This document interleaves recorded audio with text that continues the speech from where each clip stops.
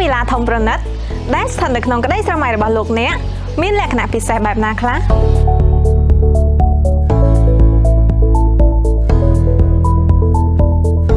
ប្រណិតភាពអភិជនភាពគូផ្សំនឹងមុខងារផ្សេងៗដែលបំពេញឲ្យការរស់នៅកាន់តែងាយស្រួលធ្វើឲ្យបរិយាវីស្តាក្លាយជាបរិយាគោលដៅរបស់អភិជនគ្រប់រូប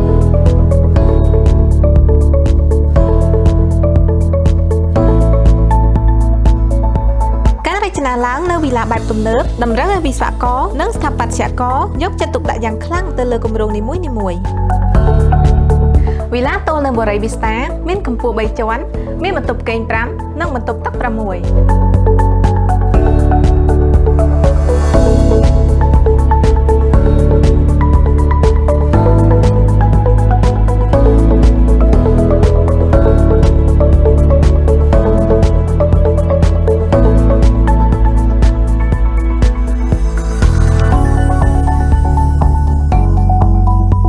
គ្រឹះផ្ទះនីមួយៗមានជម្រៅ12ម៉ែត្រប្រើសរសៃដែកស្តង់ដាររួមទាំងមានការបំពាក់ជាប្រព័ន្ធទឹកក្តៅនិងទឹកត្រជាក់រួចជាស្រេច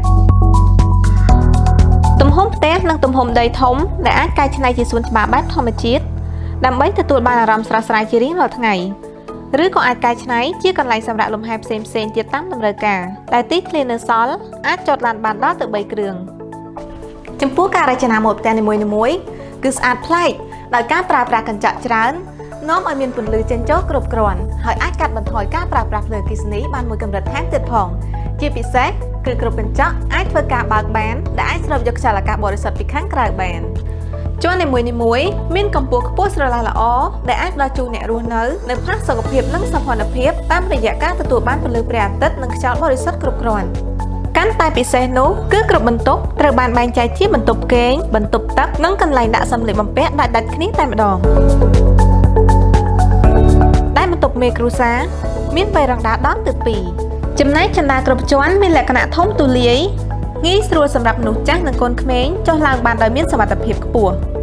អ្វីដែលពិសេសលើពីនេះទៀតនោះគឺវិឡានៅបរិយាវីស្តាមាន Sky Bar នៅជាន់ដំបូលដែលអាចឲ្យអតិថិជនរៀបចំកម្មវិធីជួបជុំផ្សេងៗឬក៏អាចធ្វើជាសួនច្បារនៅលើអាកាសបានយ៉ាងពិសេសផងដែរ